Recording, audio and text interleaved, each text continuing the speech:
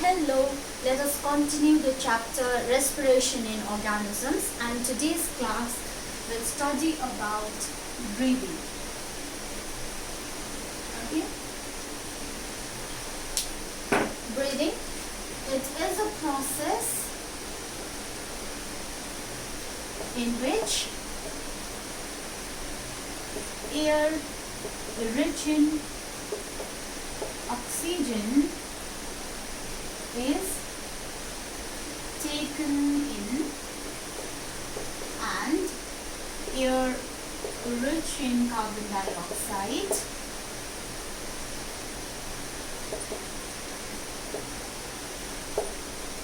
is given out. So, in breathing, we inhale air rich in oxygen and then we give out air that is rich in carbon dioxide with the help of respiratory organs. Okay, with the help of respiratory organs. Thus, breathing involves two steps which take place alternately. So breathing ma दुईटा step हुन्छ. यो step चाहिँ it takes place alternately भनेको एउटा पछाडी अर्को हुन्छ. So what is the first step? The first step is inhalation. So what do you understand by inhalation? The process in which air rich in oxygen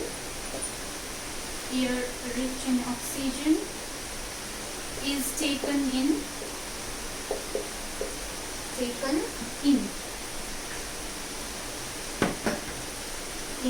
is known as inhalation. So in inhalation we take in air that is rich in oxygen. Okay, so second step in breathing is exhalation. So here this is the process in which air rich in carbon dioxide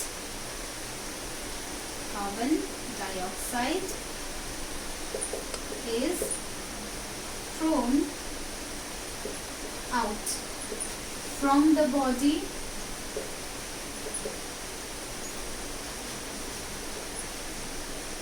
to the external environment.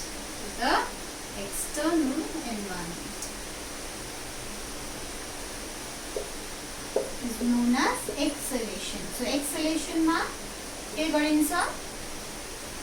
Air that is rich in carbon dioxide is thrown out of the body. So one inhalation and one exhalation is equal to one breath. So एक खेप सास फेर्नु भनेको you have to inhale once and then exhale out once. So एक खेप inhale गर्यो exhale गर्यो भने मात्रै one count हुन्छ. Inhale गर्दा one, exhale गर्दा one हैन है. Okay, so एक खेप inhale गर्यो exhale गर्यो, that is one. So let me show you. Okay, so I inhaled and then I exhaled, so that is one breath. Okay, so one inhalation and one exhalation is equal to one breath. Now yahanira bhanदैछ we inhale air that is rich in oxygen. Literally that we take in air that is rich in oxygen. That does not mean that we only take in oxygen. जो हामीले के भन्छ के रे इन्हेलेसन मा चाहिँ we take in oxygen भन्छ नि, त्यो त हैन. अक्सिजन मात्रै त छानेर त लिदैन नि त हाम्रो बडीले. के हावामा त there are so many gases and there are dust also, pollen grains, water vapor. So we take in air but that air contains oxygen more. त्यही कारणले चाहिँ त्यसलाई चाहिँ air rich in oxygen भनेको. So बाहिर सास फेर्दा बाहिर exhale गर्दा पनि we throw air that is rich in carbon dioxide. Okay, Now let us talk about breathing rate. Breathing rate. Now suppose if I tell you to jump up and down, or if I tell you to run, what will happen to your breathing? What will happen to your chest? What will happen to your heart rate? के हुन्छ भन्नुस् त तपाई स्पिडमा कुदे अरे 5 minute जस्तो या त तपाई skipping गरे अरे 5 minutes, what will happen to your breathing? You will start breathing faster. What happens to your chest? It will rise and fall like this. And what happens to your heartbeat? मुटु कसो गर्छ ढुक ढुक ढुक ढुक गर्छ कि गर्दैन? Heart beats faster. Our heart beats faster. So why does our heart beat faster, or why do we breathe faster? किन हामीले कुनै पनि काम गर्दा अलिकति फिजिकल एक्सरसाइज गर्दाखेरि हाम्रो ब्रिदिङ किन बढेको भनेर will now find out the answer to that question. Okay, now त्यो भन्दा अगाडि just sit still for 2 minutes like this. Just still, do not move, do not do anything. Just close your eyes, take deep breaths, inhale, exhale, just for a few minutes. त्यसरी तपाई बस्नुस्. Then observe your breathing rate. What happens to your breathing rate? What happens to your chest? What happens to your heartbeat? है तपाईको breathing rate कस्तो हुन्छ? स्पिडमा तपाईले breath गर्नुहुन्छ rest गर्दाखेरि? No. Does your heart beat faster? No. Does your chest rises up and down like this? No. So when we take rest, our breathing is slow. Our breathing slow हुन्छ. So normally a person who is at rest breathes about 15 to 18 times per minute. Okay, so normally a person takes 15 to 18 breaths in 1 minute. कति बेला? When he is at rest. Minute at rest. Okay, when the person is at rest, the person takes 15 to 18 breaths in 1 minute. Okay, अब यो चाहिँ भयो तपाई सीधा बस्दा एकदम रेस्टमा बस्दा. Now if I ask you to jump up and down, or I ask you to run for 5 minutes, now what will happen to your breathing? अब चाहिँ your breathing will increase, your chest will rise and fall, your heart will beat faster. Why do you think your breathing increases? किन बढ्छ होला? To perform any physical activity, अस्ति हामीले पढेछौँ, we need energy. We need extra energy. Okay, so to perform any physical activity,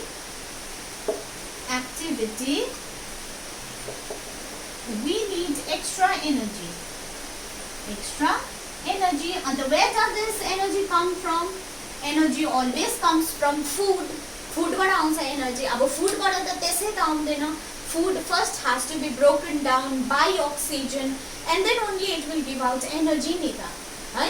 So food breakdown हुनको लागि के चाहियो? oxygen. किनभने हामी त एरोबिक organisms हो नि त, हामीमा त के रे रेस्पिरेसन हुँदाखेरि food breakdown हुँदा त oxygen चाहिन्छ. So when we need extra energy, we also need extra oxygen. Okay, to release this extra energy from food, we also need extra oxygen.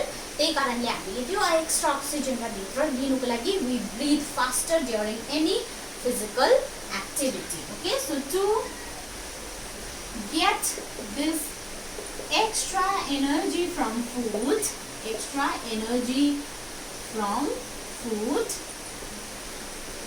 we need more oxygen. I know, so we need more oxygen. So thus we breathe faster. त्यही कारणले चाहिँ हामीले त्यो oxygen छिटो सेल्समा पुर्याउनको लागि चाहिँ we breathe faster. Okay, now you must have realized that if we work or if we perform any physical activity, then not only we breathe faster, but we also feel hungry after some time. भोक लाग्छ कि लाग्दैन? कुनै पनि एउटा गरम काम गरेको पछाडी किन भोक लाग्छ भन्नुस् त? Why do we feel hungry after doing such physical exercise? because whatever food that we have eaten will be now utilized to release energy. And the body ma food रहेन, and the food रहेन भन्दा we have to take in food. That is why we feel hungry. Okay, so during physical exercise,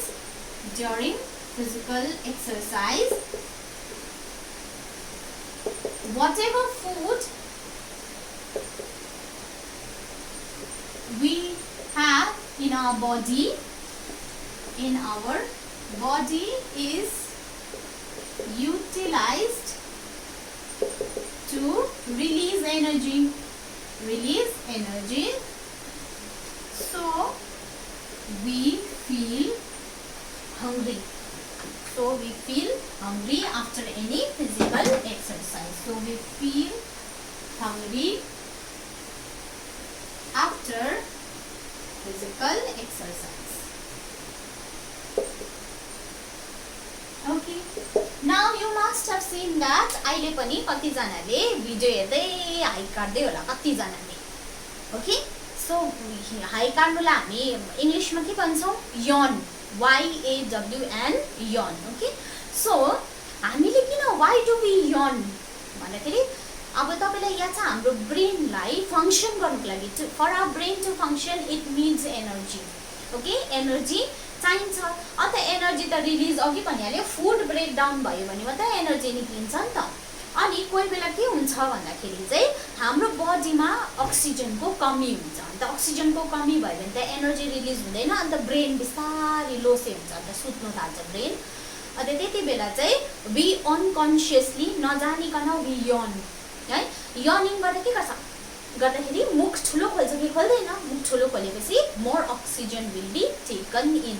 अन्त that more oxygen will be utilized to release more energy and that energy will keep our brain active. त्यही कारणले high के रे अब केही अल्छी लाग्दो कुरा आएको छ भने हामी हाई काट्छौँ. किन हाम्रो ब्रेन सुत्नु थाल्छ नि त. एनर्जी बिस्तारै कम्ती हुन्छ. द ब्रेन सुत्नु थाल्छ. क्लासमा पनि त्यस्तो भयो भने what you have to do, you have to take a deep breath. 2, 3 खेप 5 खेप 10 खेप तपाईले डीप ब्रेथ लिनु भयो भने गहिरो सास फेर्दा मजाले अक्सिजन बडी भित्र जान्छ. अक्सिजन बडी भित्र गएपछि एनर्जी रिलीज हुन्छ. Energy if energy is release then your brain will be alert and active. Okay, so किन यन गर्दो रहेछ भन्दाखेरि चाहिँ we need energy for our brain to function and stay active. So sometimes when we are drowsy भनेको निन्द्रा लाग्छ. So sometimes when we are drowsy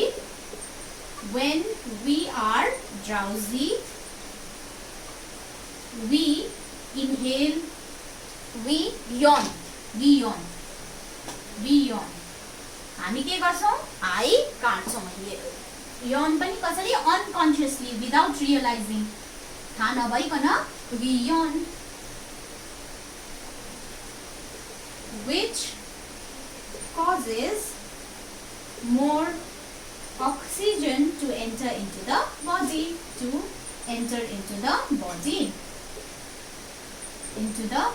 Now this extra oxygen will release energy, more energy. So this extra oxygen will release energy and make our brain active.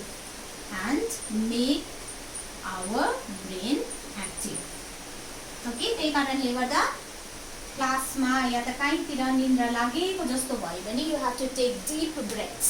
Then only more oxygen will enter into our body and energy will be released. That will make our brain active and more functional. Okay, अब हामी पढौं. अब तपाईहरुले देख्नु भएको होला कतिवटा हाम्रै स्कुलमा पनि we have cricket tournaments, we have football matches हैन. हामी त्यस्तो हुन्छ र त्यति बेला तपाईहरुले देख्नु भएको होला नि हाम्रो स्कुलको जो पनि प्लेयर्सहरु छ उनीहरु उनीहरुको ब्रेकमा what do they drink? They drink glucose. पानी खान्छ कि खाँदैन है? किन? Why do you think these athletes they they take glucose, or why do they drink glucose water? किन होला? Because glucose is the simplest form of food. Okay, why athletes उयो गर्छ? Why do athletes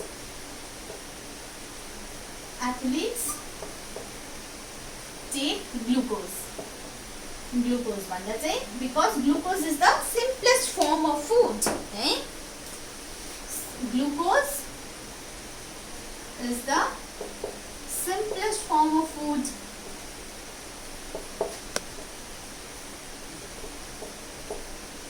अब त्यति बेला एथलीटलाई energy चाहिरहेको हुन्छ पुरा उसले कुनै पनि स्पोर्ट खेल्दा he or she requires more energy. अब energy त where do we get that energy from? Food.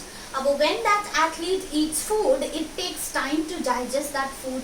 That food त digest हुनु पर्यो, absorb हुनु पर्यो, अनि पो सेलमा पुगेर अनि पो एनर्जी रिलिज गर्छ त हैन. So it is a long process. Energy त उलाई त्यति बेलै चाहिएको छ. So what do? We give glucose to that person. Okay, so glucose is the simplest form of food. अब यहाँदेखि उता डाइजेस्ट हुनै पर्दैन, लास्ट हो नि त उसको डाइजेसन हुँदैन. सो ग्लुकोजबाट चाहिँ डाइरेक्टली एनर्जी दिन्छ. So glucose gives us instant energy. Okay, so that is why the athletes, to get more energy, they take glucose. Okay, so is the simplest form of food and gets converted into energy. Directly it gets converted into energy. It need not be digested. उसलाई digest हुने जरुरत छैन. अब directly उसकोबाट energy निक्लिन्छ. खाना खायो त खाना डाइजेस्ट हुनु पर्यो, अनि त्यहाँदेखि के अरे एनर्जी पाउनु त टाइम लाग्छ. सो के गर्छ? It gets converted into energy and gives instant energy. Instant energy. That is why the athletes, to get instant energy, एकैछिनमा instant energy पाउनुको लागि चाहिँ they take glucose. Okay, is it clear? Okay, now let us talk about the human respiratory system. Human respiratory system. Now मैले जे भन्छु त्यो गर्नु पर्यो. Okay, take a deep breath. Inhale. Take a deep breath. मजाले भित्र inhale गर्नुस् and then you exhale it. गर्नुभयो? So के गर्नु भएको अहिले भन्दाखेरि you are making use of your respiratory system. Okay, so when we inhale, when we exhale, when food is digested, when food is broken down to give energy, that time our respiratory system is activated. Okay, so the respiratory system, what does it do भन्दा चाहिँ respiratory system is responsible. अब यो respiratory system ले के गर्छ भन्दाखेरि चाहिँ it absorbs, responsible for absorbing oxygen from air and giving out carbon dioxide. अब के गर्दो रहेछ यो respiratory सिस्टमले it absorbs oxygen and then it releases carbon dioxide into the air. Okay, now अब where is this respiratory system present भन्दा चाहिँ this respiratory system is present in the chest cavity.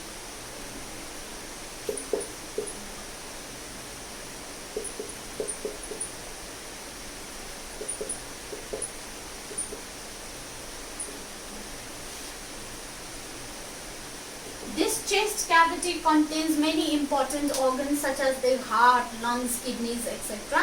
So त्यो important organs जुन चाहिँ छ lungs, heart, kidneys हरूलाई चाहिँ त्यसलाई प्रोटेक्ट गर्ने चाहिँ तपाईले यहाँ फिल गर्नुभयो भने you will find bones here, right? That is known as the rib cage. I think you studied about rib cage in class 6.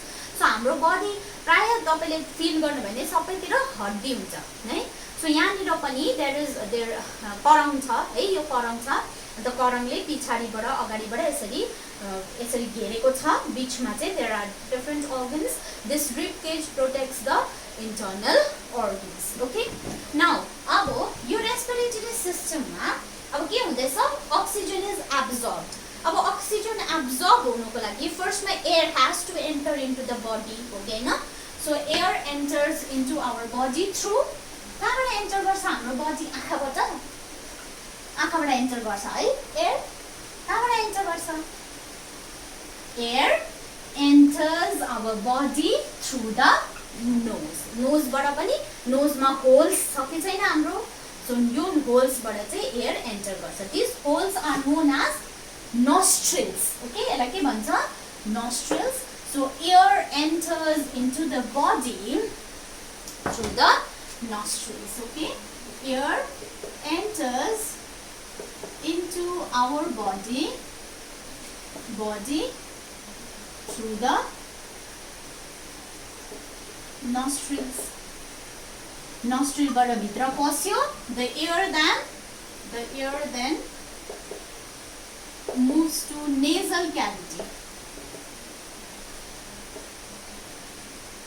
अब हेर्नुस् है यो हाम्रो nostrils भयो यो nostrils भित्र गयो भने चाहिँ भित्र दुलो जस्तो छ कि छैन so that is the nasal cavity if you look carefully into your nasal cavity you will see very fine hairs कपाल जस्तो देख्छ कि देख्दैन so what does this fine hairs do भन्दाखेरि चाहिँ this fine hairs filter the air okay so a nasal cavity has fine hairs which prevent the entry of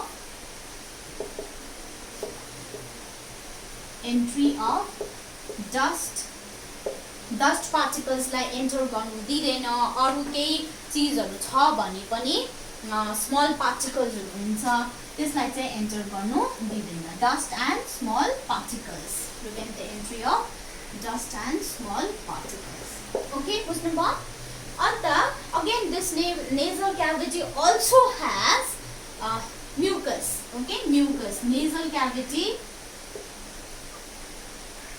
also has mucus भनेको के हो फ्लुइड जस्तो हुन्छ कि हुँदैन चिसो हुन्छ नि जहिले nasal cavity को भित्र फ्लुइड हुन्छ so what does that mucus do it traps dust and other particles so यसरी dust other particles trap गरेपछि it will not allow the dust and particles to enter into our body त्यही कारणले चाहिँ breathing should be done only from the nose है किन भन्दाखेरि चाहिँ when we breathe in through our nose whatever dust that has entered along with the air and the small particles will get filtered in the nasal cavity तर breathing हामीले मुखबाट गर्यो भने त्यो त directly it goes to the body so it does not get filtered त्यही कारणले गर्दा चाहिँ we should always breathe from our nose okay अब कोही बेला चाहिँ के हुन्छ भन्दाखेरि हाम्रो नाक ब्लक भएको हुन्छ when our nose is blocked जब सर्दी लाग्छ त्यति बेला चाहिँ we cannot breathe in through our nose that time we have to breathe in through the mouth otherwise normally you have to breathe in through the nose okay किनभने nasal cavity भित्र hairs हुन्छ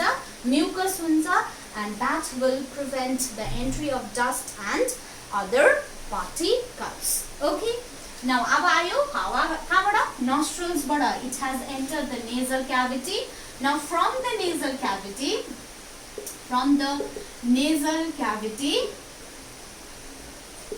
air enters pharynx okay enters pharynx अब pharynx चाहिँ के हो भन्दाखेरि चाहिँ pharynx is present at the back of the nasal cavity almost at the back of the throat घाँटीको पछाडिपटि pharynx present हुन्छ okay and then from pharynx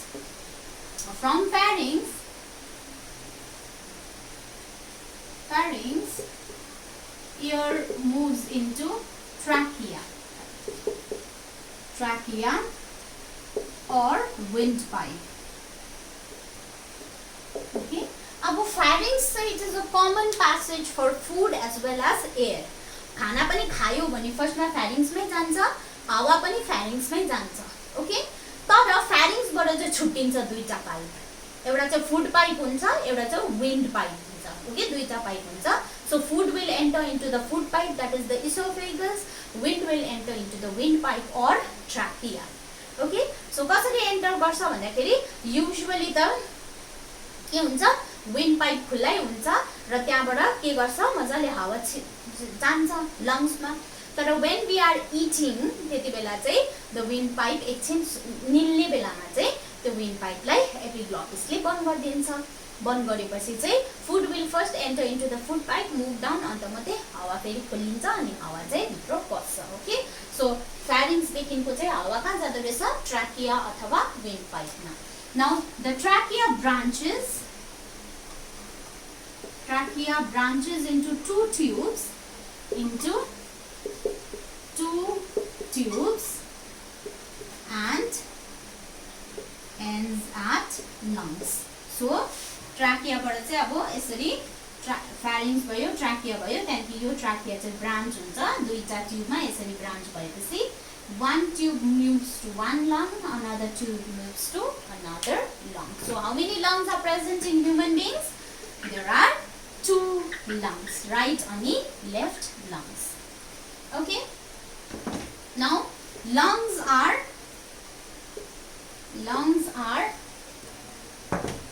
bag like structures, झोला जस्तो हुन्छ, bag like structures, and these are the main respiratory organs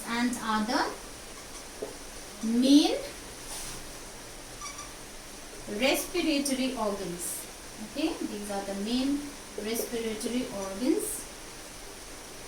So यसले के गर्छ भन्दाखेरि चाहिँ it absorbs oxygen from air,